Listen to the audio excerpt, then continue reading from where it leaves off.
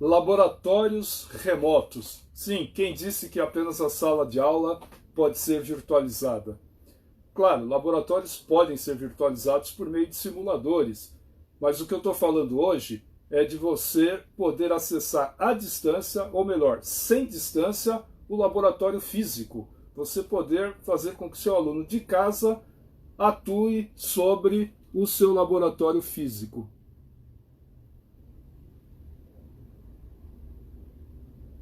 Então, já já a gente vai contar aqui com a presença do professor Juarez.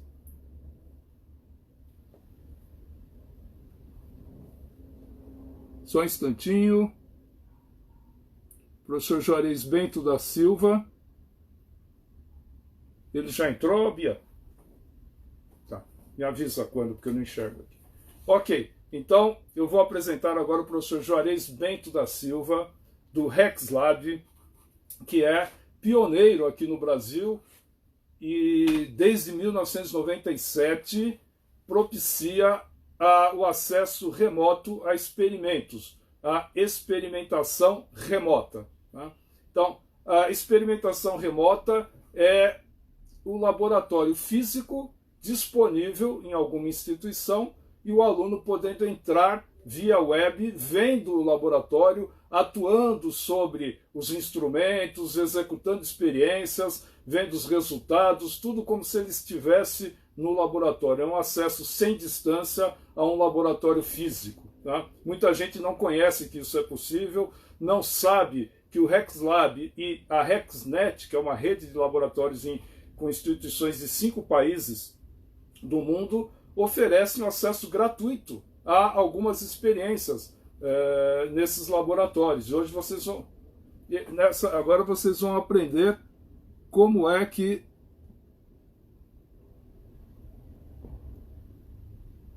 só um instantinho que eu vou chamar aqui o professor Juarez.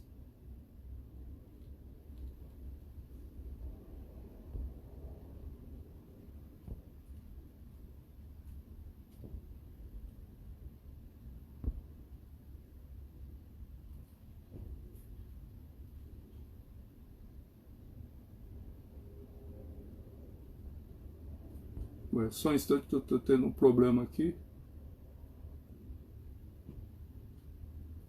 para convidá-lo.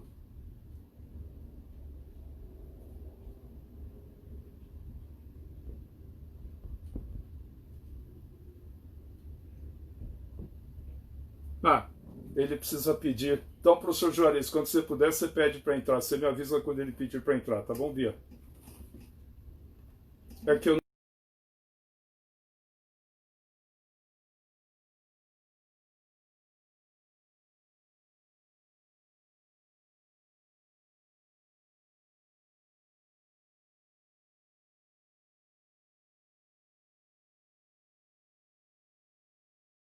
O professor Juarez Bento da Silva possui graduação em Administração de Empresas, mestrado em Ciências da Computação, doutorado em Engenharia e Gestão do Conhecimento, possui 45 anos de experiência profissional, sendo que desses 23 anos como docente no ensino superior. Atualmente é professor associado da Universidade Federal de Santa Catarina, a UFSC, onde é sediado o RexLab, coordenado pelo professor Juarez. Ele é, então, coordenador do Laboratório de Experimentação Remota, como eu disse, o RexLab, e é subcoordenador do Programa de Pós-Graduação em Tecnologias da Informação e Comunicação, o PPG-TIC, da UFSC. Muito bem, então vamos receber agora o professor Juarez.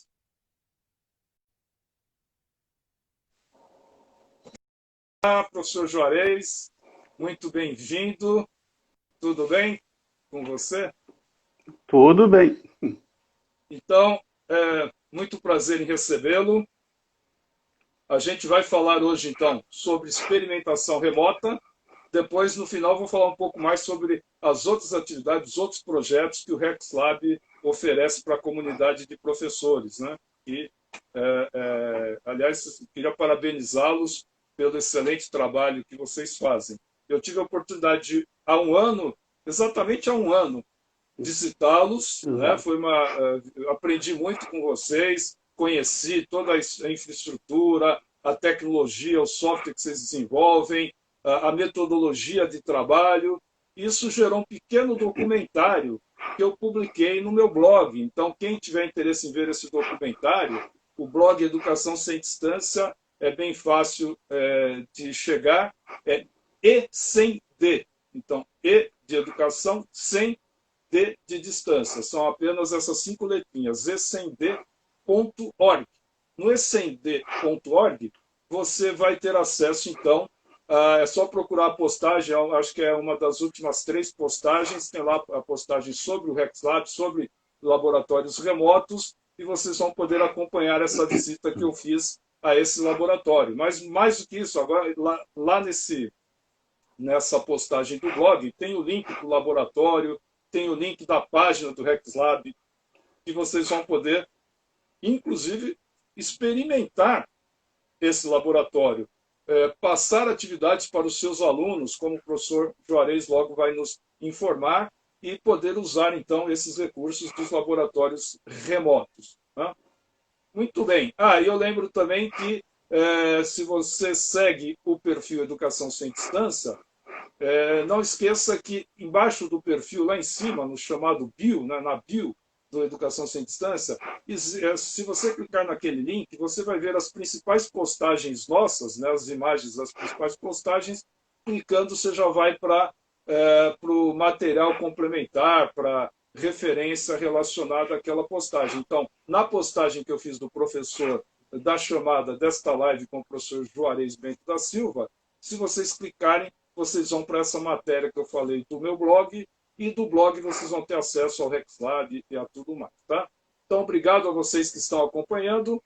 Professor Juarez, a gente estava conversando, né? Você me contava que o laboratório RexLab foi fundado em 97, apenas 2 anos após o primeiro laboratório remoto do mundo na Universidade de Oregon ter sido inaugurado. Então, para aquela época, 97, uma defasagem de apenas 2 anos em relação à tecnologia de ponta, em relação à última evolução em termos de tecnológicos, é quase nada. Né? Então, parabéns pela inovação, pelo pioneirismo no Brasil e provavelmente na América Latina desses laboratórios remotos. Como é que foi, então, o início do RexLab, o início desse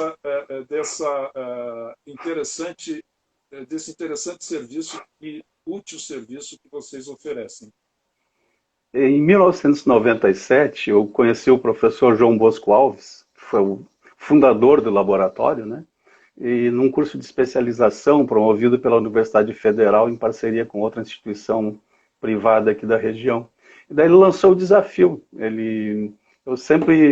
A minha experiência vem de longo prazo na área do hardware, né? Sempre fui desenvolvedor de hardware. Trabalhei, antes de vir para a área de ensino, trabalhei na indústria de eletrônica, informática, como desenvolvendo hardware, fazendo layout de placas. Tal. Então ele viu essa característica em mim e lançou um desafio. Disse, olha, o que tu acha de nós criarmos um laboratório? Porém, tem algumas questões assim fundamentais. Ele vai ter que trabalhar com soluções de baixo custo, visando a inclusão digital através da melhoria educacional naquilo que nós pudermos prover, né? Então, e fazer materiais reaproveitáveis, abertos, e disponibilizar isso tudo gratuitamente para todos que puderem e quiserem utilizar.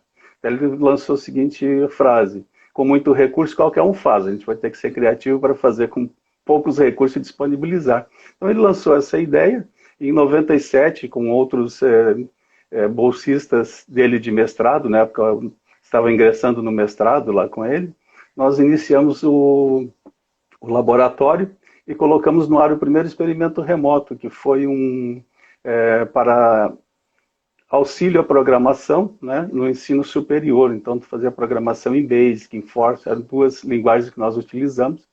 Mas é um negócio assim, bastante interessante, né, porque o laboratório ele se caracteriza sempre por estar na vanguarda. Né? Então, lançamos um laboratório remoto para práticas em cursos de engenharia, utilizando uma conexão de escada de 14.400. Então, o pessoal nos chamava de completamente loucos, né, pirados. Tal. Mas é aquilo que tem que... 14.400 não é 14.400 mega, é 14.400K.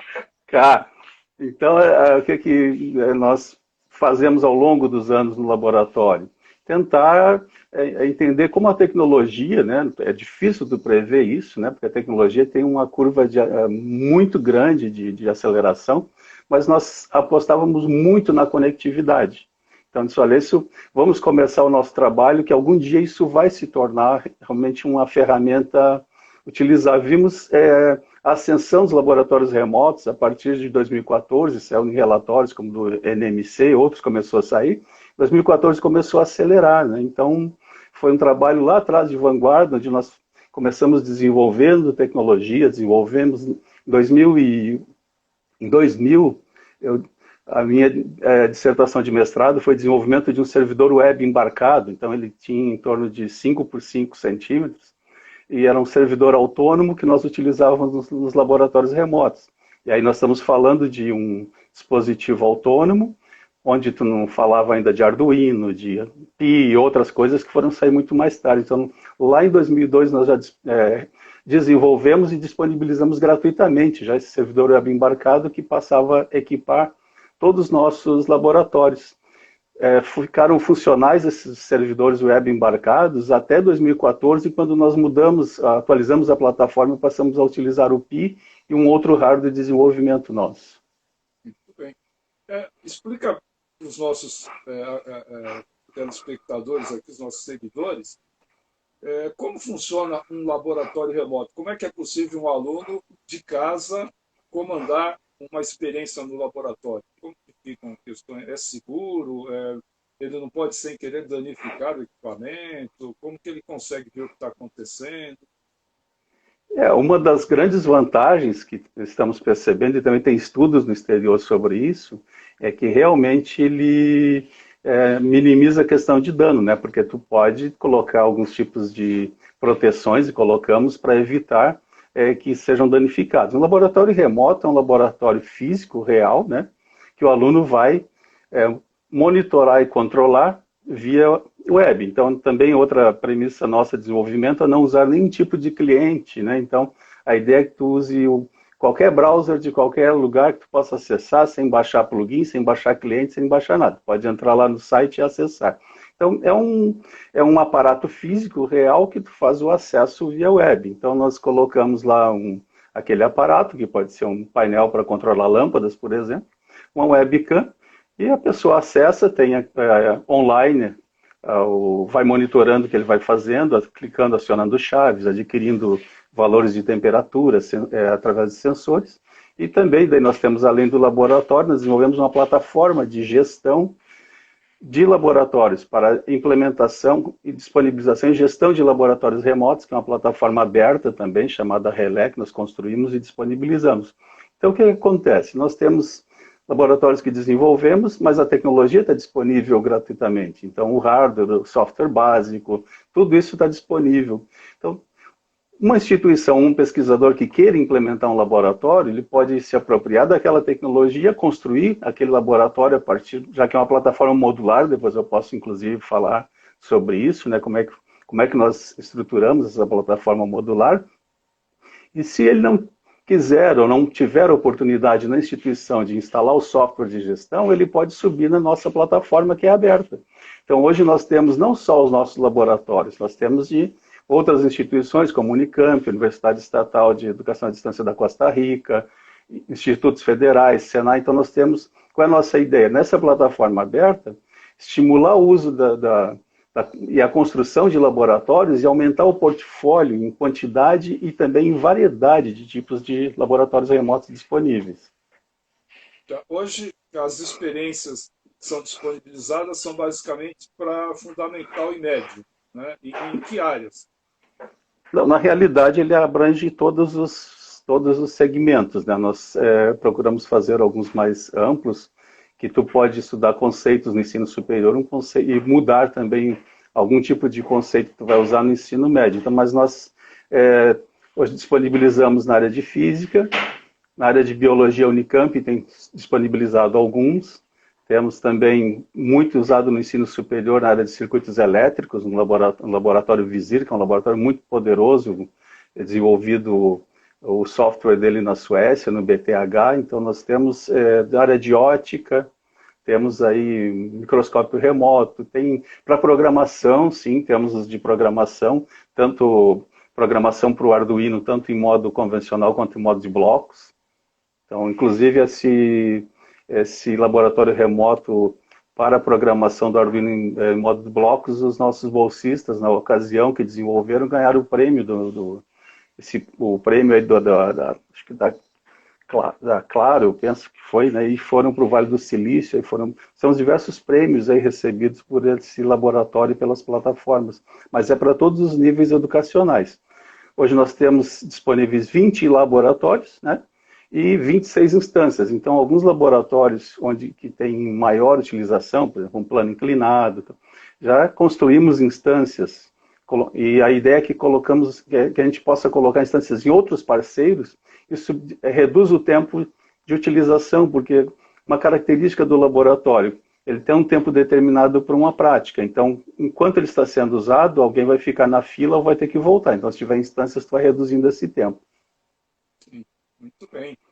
Bom, eu quero lembrar a todos que nós estamos abertos aqui, o professor Juarez também a perguntas, tá? Fiquem à vontade para colocar suas questões, enquanto a gente está conversando aqui, na medida do possível, o professor Juarez vai responder. O que não for possível responder aqui, a gente responde pelo blog, pelo perfil da Educação Sem Distância, de alguma outra forma.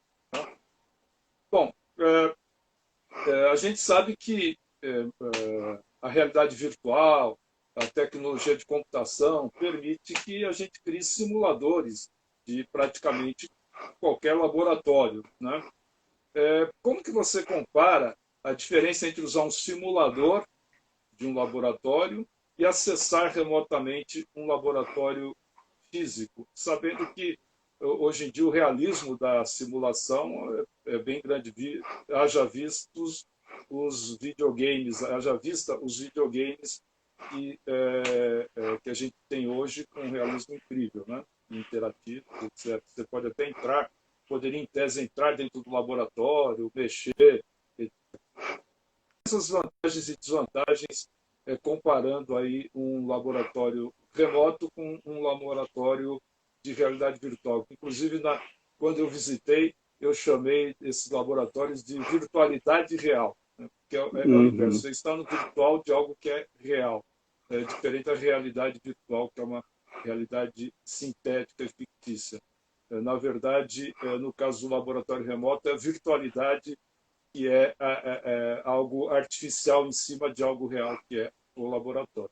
Então, queria que você, com a sua experiência, nos mostrasse aí as vantagens do laboratório remoto. Uma questão assim fundamental a colocar, né, para todos que estão ouvindo e vendo, um não exclui o outro, né? Começamos por aí. Num mundo ideal, que não é o nosso aqui, mas testamos essa metodologia no exterior, principalmente em Portugal, nós montamos uma metodologia de ensino para circuitos elétricos, foi a prática feita lá, né? Onde colocava o conteúdo teórico em sala, usava um simulador, em casa utilizava um laboratório remoto e depois fazia a prática no laboratório hands-on na instituição. O que acontece? Trabalhando o teu cálculo ideal, com as fórmulas, tu vai chegar a um valor, e no simulador tu vai chegar a esses valores. Né? No laboratório remoto, os componentes são reais. Então, pega, por exemplo, um circuito elétrico. Se eu estabelecer lá no meu cálculo ideal um resistor de 10K, no simulador eu posso ter um de 10K. Claro, posso ter simuladores bem mais sofisticados onde eu possa setar a tolerância, né? Mas no laboratório remoto são escolhidos os componentes e estão lá comprados no mercado. Então, aquele resistor que está lá tem uma tolerância. A fonte de alimentação daquele circuito remoto, ela tem variações, tem ruídos, tem uma série de outros fatores inerentes ao equipamento real. Então, o que nós, nessa metodologia, o que nós fizemos? Faça o cálculo, faça a simulação, faça acesso pelo laboratório remoto e depois discuta a respeito das diferenças ocorridas. E no último passo ele ia para o hands-on, ou seja, isso minimizava o tempo de adaptação no hands-on, porque ele já tinha uma prática feita e um conhecimento da prática real num ambiente mais seguro em relação ao hands-on, né?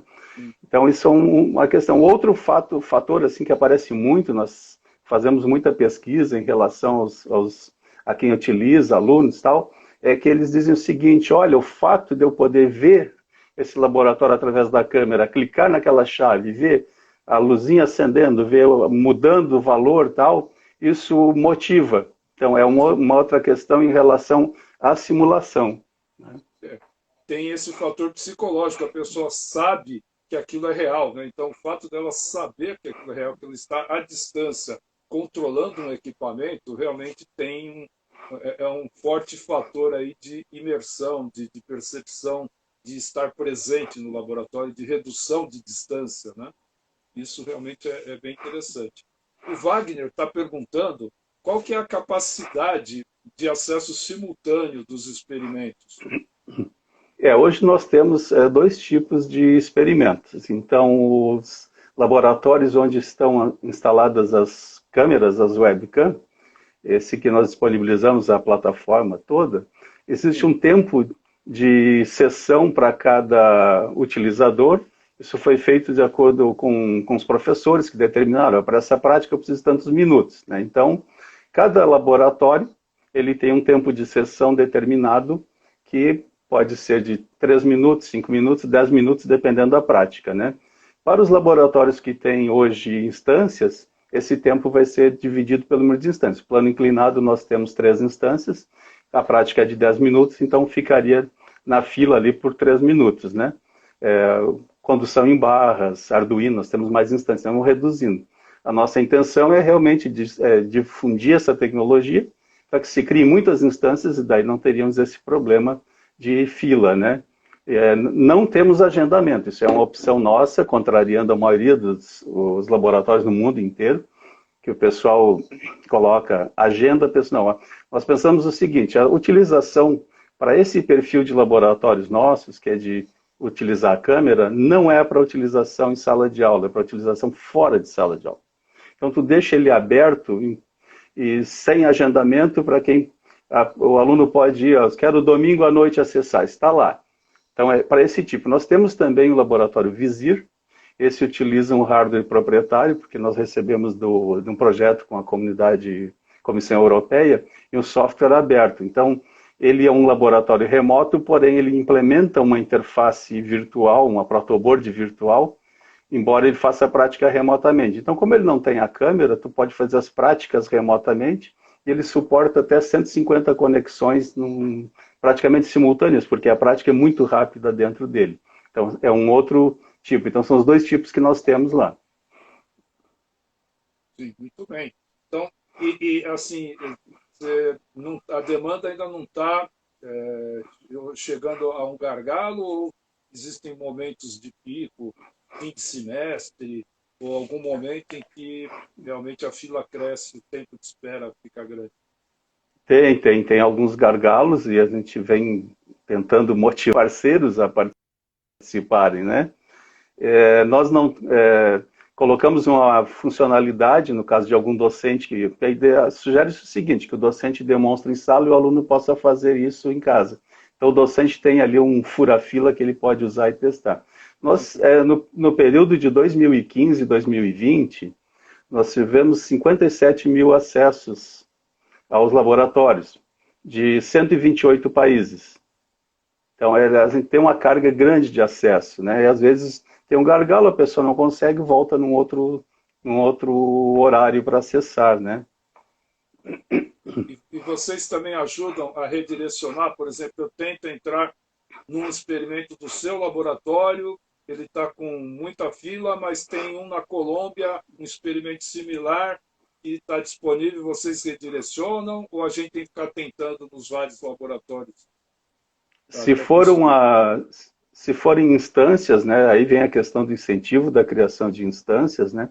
Se forem similares, na plataforma é possível criar instância, então ela faz esse redirecionamento automaticamente o utilizador não percebe, né? Agora, para outros que a gente não dispõe ainda de laboratório, a gente faz a indicação de onde poderia encontrar.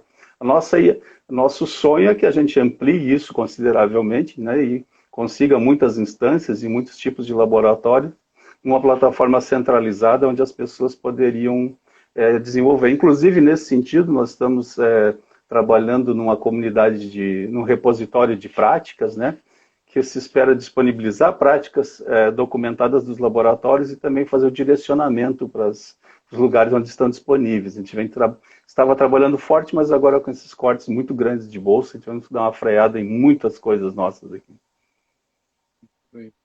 E qual que é o experimento de maior sucesso? O de maior demanda? Olha, assim, é um pouco... Estou rindo porque nós temos uns muito complexos, como o Visir, que faz trabalhos assim, plano inclinado, que é bastante complexo, é muito usado no... O que é o plano curiosamente, inclinado, que você está falando bastante? ele reproduz o experimento de Galileu, aquele da rampa. Então, tu tens sensores a cada 10 centímetros, tu pode setar o grau de até 90 graus, e ele vai girar e solta a esfera na calha, e daí ele é usado muito para queda livre, movimento retilíneo uniforme e tal. Esse aí tem sido muito acessado, é um dos mais acessados a partir do exterior. Agora, aqui no Brasil é bem curioso, porque o mais acessado nosso, com alguns milhares de acessos, é um bem simplesinho chamado disco de Newton, que é muito usado na educação básica, para a questão de formação de cores. Por número de acesso é o mais acessado. E o segundo é um microscópio remoto, é um microscópio com 6 amostras, que tu pode girando as amostras. Ó.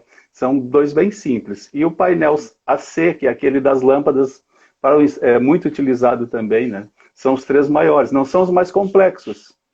Eles são simples, mas são mais acessados. E, inclusive, o da lâmpada, tá lá no meu vídeo da visita, né? O seu aluno me mostrou controlando em tempo real lá pelo notebook dele, foi bem bacana. E é emocionante você ver as lâmpadas sendo controladas por você à distância, né? Eu acredito que também os experimentos biológicos devem mexer com a emoção também das Sim. pessoas, né? Dos alunos remotamente. O fato de poder controlar,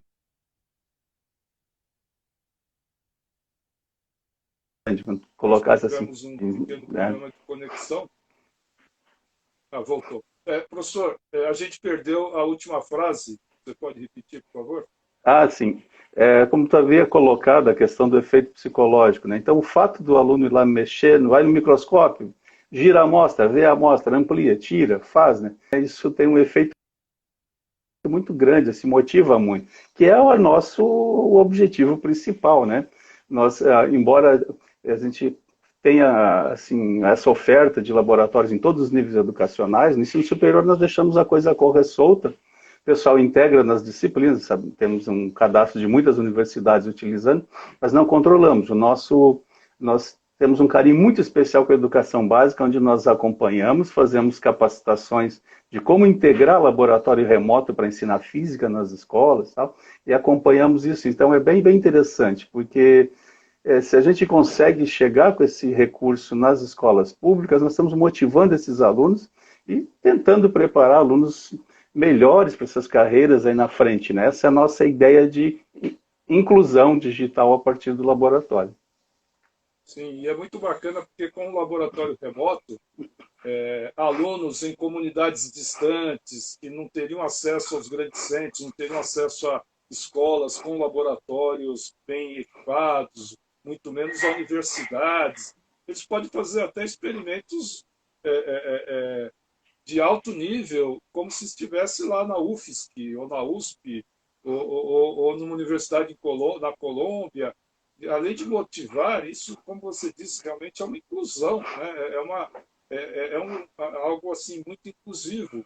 A pessoa não se sente afastada. Não, quando ela chegar na universidade, aí ela faz lá o Enem, consegue, mesmo hoje em dia é possível você entrar numa universidade de outro estado sem ter que viajar para esse estado, né? Antigamente, os alunos tinham que viajar para prestar vestibular. Então, hoje o aluno pode entrar numa universidade e só conhecê-la de perto no primeiro dia de aula, quando ele de fato se muda para outra cidade. E aí ele vai chegar no laboratório e já não vai estranhar, porque ele já teve a experiência, já pôde ter acesso a um laboratório de verdade, né? Não vai se sentir tão perdido ou tão excluído em relação aos colegas que vieram de escolas mais fortes, de escolas onde eles tinham acesso a esse laboratório.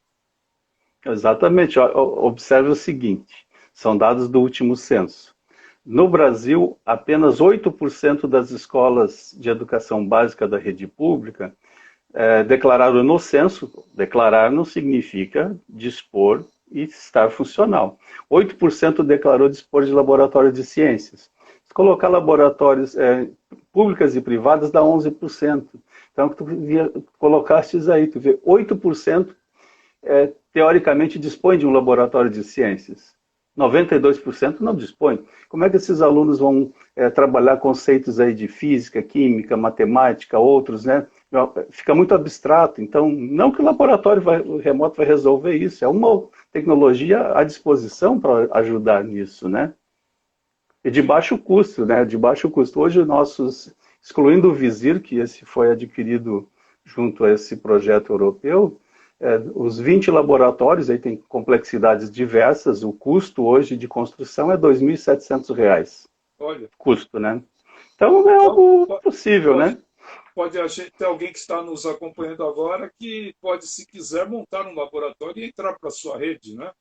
Exatamente, exatamente. Tem lá na sua página, que vocês podem acessar lá no escend.org, na reportagem que eu fiz, onde tem um vídeo com uma visita, tudo, tem o link para o laboratório do professor Juarez, do RexLab, e lá vocês vão, então, poder ver fazer contatos, eventualmente passar a ser um parceiro e montar na sua escola um laboratório remoto e fazer com que seus alunos tenham acesso a outros laboratórios e alunos de outras instituições possam acessar o seu e assim por diante.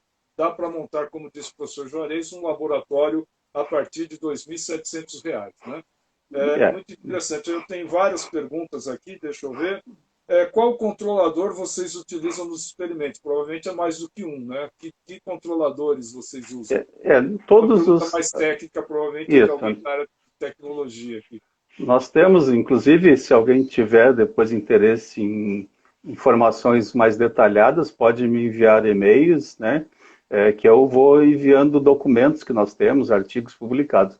Nós chamamos de plataforma modular, uma plataforma chamada D-Labs, uma plataforma modular para laboratório remoto. Então, ela envolve software e hardware.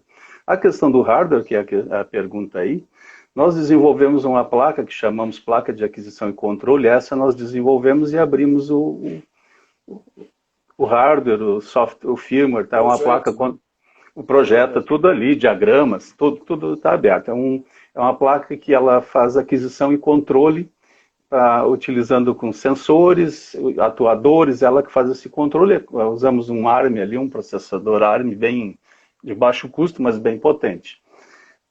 O controle dessa placa é feito por um Pi, um Raspberry Pi 3, que é um computador embarcado bastante poderoso, né? De baixíssimo... A ideia nossa é baixo custo, tá? A gente está falando sempre de coisa de baixo custo.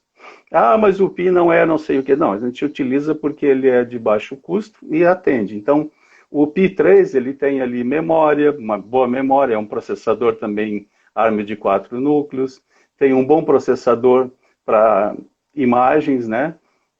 Então, o Pi controla essa placa e faz todo o controle desse laboratório, são todos autônomos, cada dos laboratórios são autônomos, né? E como tem um Linux instalado nesse Pi, que faz todo o gerenciamento do laboratório e tal. Nosso software é apenas para fazer encaminhamento, logs e tal, nesse sentido, tá? Então, todos eles são implementados a partir dessa plataforma.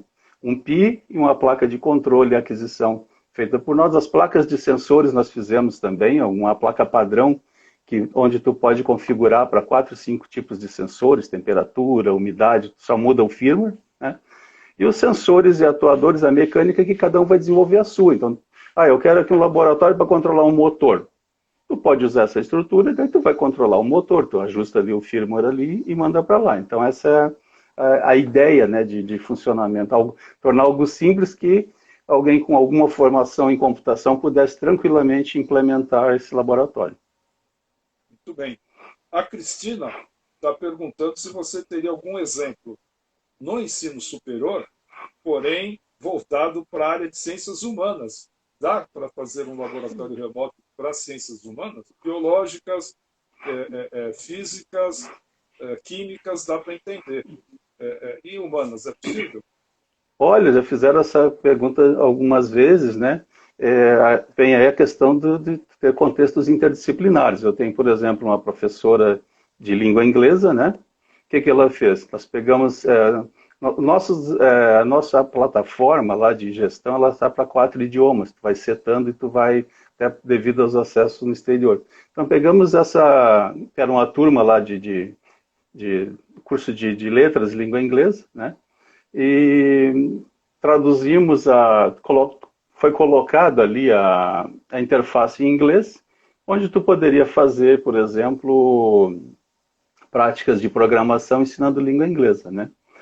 Tem outro professor que utilizou daí já na engenharia, para cálculo numéricos ou laboratório remoto, onde ele pediu para eles acessarem, obter valores de resistores, a partir daquilo ali, traçar gráficos, equações, quer dizer, acho que é questão o professor ver aquilo ali, né, e criar alguma ação em cima, né? Eu penso que outros podem ter criado, mas como eu coloquei, no ensino superior, nós não controlamos muito, a gente deixa completamente aberto o acesso e eventualmente recebe algum feedback. Nós focamos muito o controle, assim, o feedback, o acompanhamento na educação básica. Então, possivelmente alguns já fez, mas eu não teria assim mais nenhum caso para relatar. Muito bem. E se você que está nos assistindo tiver alguma ideia, alguma sugestão, manda para o professor Juarez, que quem sabe ele coloca lá na pauta dos próximos experimentos, né, a serem desenvolvidos. E se alguém acha que pode colaborar, que quer participar dessa rede, também entre em contato. Vamos ampliar essa rede, que é importantíssima. Muita gente não conhece, é fácil de ser usada, motiva o aluno, é inclusiva, é uma coisa muito... É tecnologia nacional que está sendo exportada, uma tecnologia totalmente aberta, sem fins lucrativos. Você pode ter acesso a todo o código do software, a todos os projetos de hardware, e ainda vai ter um suporte ainda do pessoal do RexLab, né? Então, melhor que isso. E eu queria saber um pouco mais também sobre como que está a parte de realidade aumentada, porque quando eu fui lá o ano passado, vocês estavam fazendo, tinha acho que uma aluna, se não me engano, desenvolvendo um mestrado sobre a inclusão da realidade aumentada como uma interface para alguns dos experimentos, né? O que vocês já fizeram? Como que está a realidade aumentada nos laboratórios remotos? Não, isso, a Priscila, conhece a Priscila, ela está desenvolvendo o doutorado dela lá na Federal do Rio Grande do Sul, no PPGIE, da professora Liane, né, professora Liane Tarouco, que é parceira nossa aí no laboratório também. E ela praticamente já ajustou todo o trabalho em relação àquele painel AC, que é o que tu viste, está funcional. Eu penso que a aplicação já está, se não está disponível para uso na web, vai estar rapidamente. E estamos tentando conversar aí, tá trabalhando com ela, mas o Eduardo, que é o nosso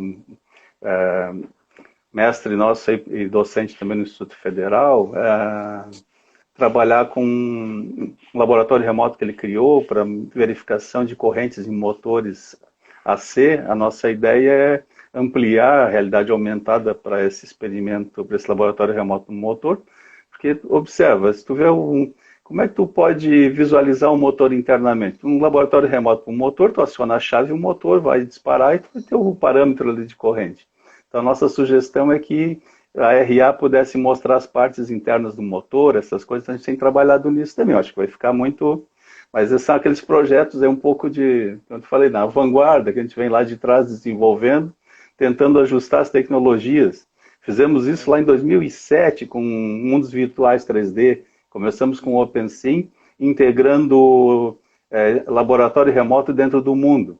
Daí conseguimos desenvolver, demonstrar, batemos numa parede. O parque de equipamentos nas escolas não tinham condições de rodar o cliente para o mundo, mas a gente fica sempre tentando desenvolver outras coisas interessantes. A RA, eu penso que esse ano, próximo ano, já está funcional isso e disponível, né? Pelo menos para alguns experimentos. Muito bom, muito bom. Então, eu já falei que os laboratórios remotos são, para mim, uma virtualidade real. Vocês estão criando a virtualidade real aumentada, né? Vai ser muito interessante. Ou seja, é aquela mistura mesmo, real, virtual, cada vez mais misturado e contribuindo para a redução de distâncias na educação, né? Parabéns por esse trabalho. Mais uma pergunta aqui, a Ju, ou o Ju, está perguntando quantos laboratórios remotos existem no Brasil? Eu não tenho essa resposta, mas tem algumas iniciativas, né? Tem iniciativas de outras instituições, mas eu não teria esse número, não conseguiria te dizer. O que eu poderia te dizer é o seguinte: no exterior tem proliferado, tem redes grandes de laboratórios. Na Austrália, que é uma das que mais investe nisso, é uma política governamental, existe uma federação de laboratórios remotos, inclusive com plantas muito pesadas na área de elétrica, plantas caríssimas, né?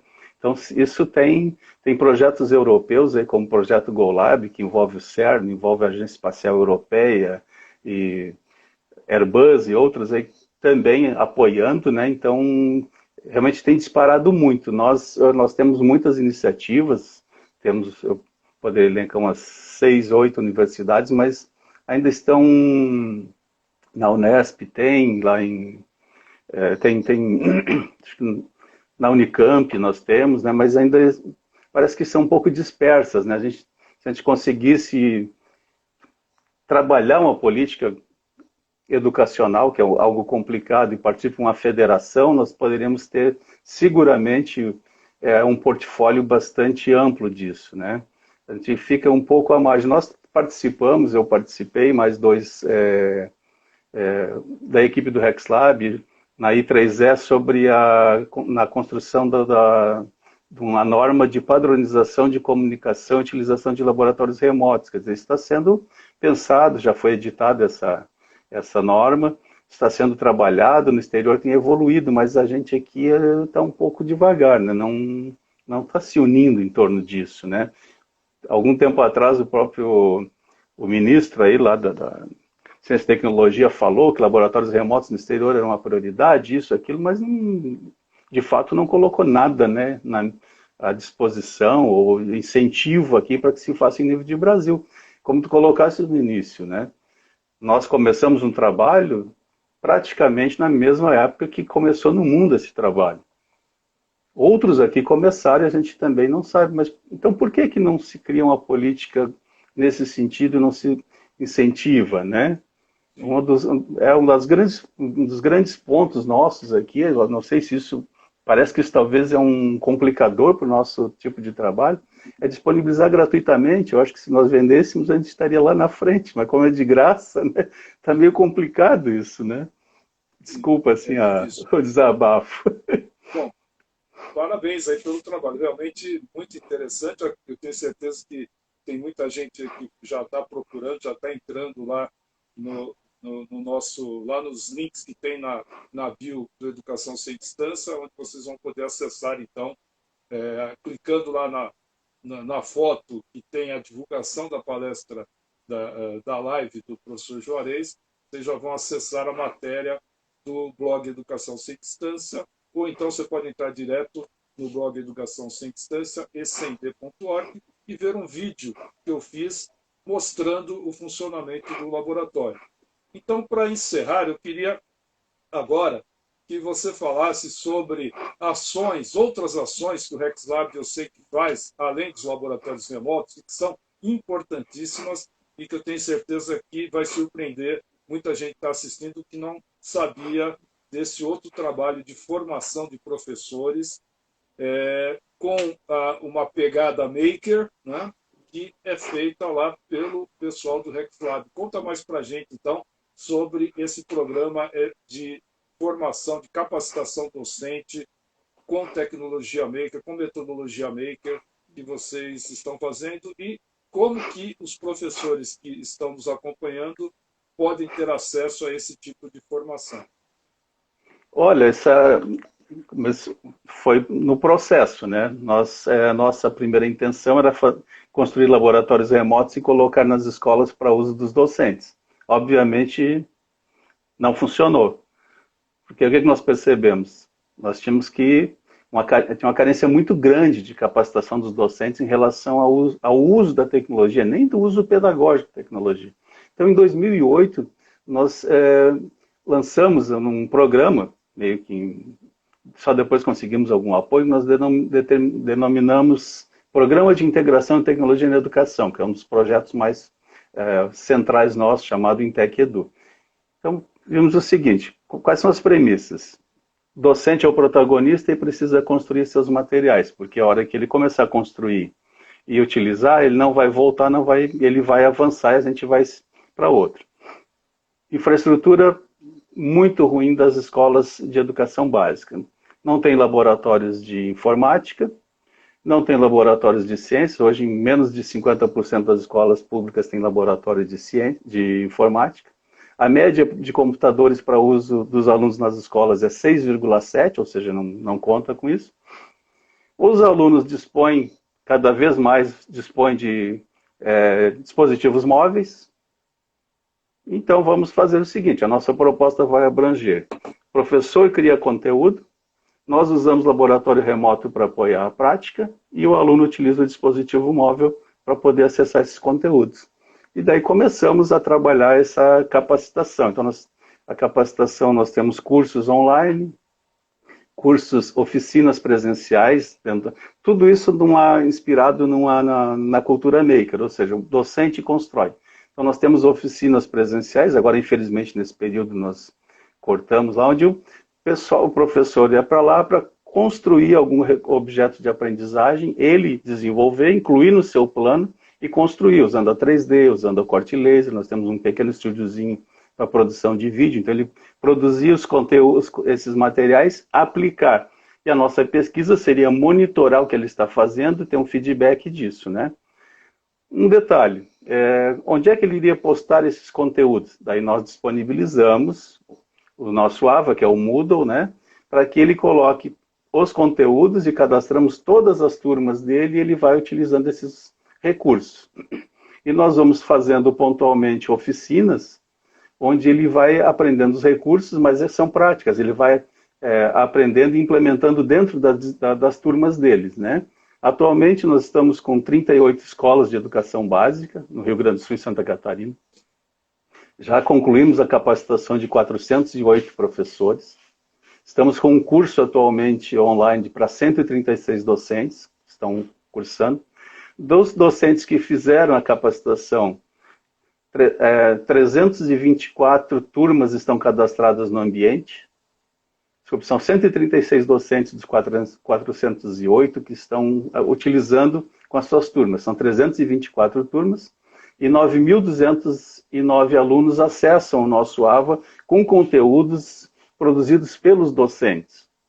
Tudo isso, todos os conteúdos, aí vem a questão, a contrapartida do docente, todos os conteúdos produzidos vão lá para o nosso ambiente de compartilhamento de planos de ensino sob licenças Creative Commons. Ou seja, outros docentes que queiram utilizar aqueles planos de aula que eles construíram estão lá à disposição.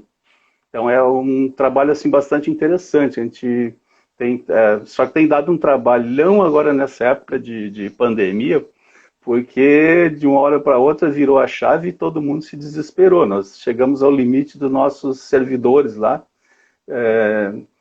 em termos de armazenamento e rede, porque a gente não tem conseguido recursos para ampliar. Eu até solicitei num projeto ao CNPq recursos para ampliar a capacidade dos servidores para poder atender passar de 10 mil para 20, 30 mil alunos, mas não obtive esse recurso. Inclusive, nós temos 2 municípios aqui próximos a Araranguá, que é o município de Maracajá e Meleiro, são 2 municípios pequenos. Cada um deles tem 4 escolas de educação básica municipais, 1.000 e tantos alunos e em torno de 100 professores, que a gente faz a cobertura de 100% dessas escolas, fazendo capacitação e deixando no ambiente virtual da pré-escola até o final do fundamental. E os professores, isso é bem interessante, os professores vêm evoluindo, produzindo e colocando materiais em todos esses níveis, né? Isso que é gratificante.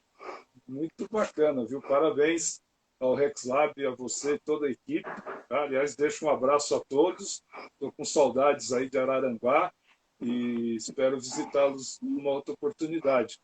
Então, acho que deu para vocês perceberem o potencial que é essa tecnologia dos laboratórios remotos. Mais uma opção para o ensino remoto emergencial, mas para depois também, para o ensino tradicional, você incluir essa prática de laboratório, expandir o potencial de prática para os seus alunos. Então, nos visitem aí, cliquem na bio do Educação Sem Distância para acessar mais informações sobre os laboratórios remotos, para ver a visita que eu fiz lá, para acessar o site e poder aproveitar todos esses recursos que estão disponíveis gratuitamente. Tá? Eu quero agradecer muito ao professor Juarez pela disponibilidade de tempo, de conversar conosco, de contar essa história maravilhosa do RexLab, contar tudo isso que vocês vêm fazendo. Tá? Então, um forte abraço, muito obrigado. Gostaria de falar mais alguma palavra final? Não, só gostaria assim, de te agradecer muito a oportunidade, porque, como eu havia colocado, trabalhos com o perfil desse nosso, ou seja, buscando educação pública, gratuito e tal, a mídia comercial não se interessa pelo que nós fazemos, né? Nós tivemos, inclusive, já oportunidades onde tentaram comprar, por exemplo, nós temos um software nosso chamado MORE, Mecanismo Online de Referências, que é amplamente utilizado no Brasil inteiro.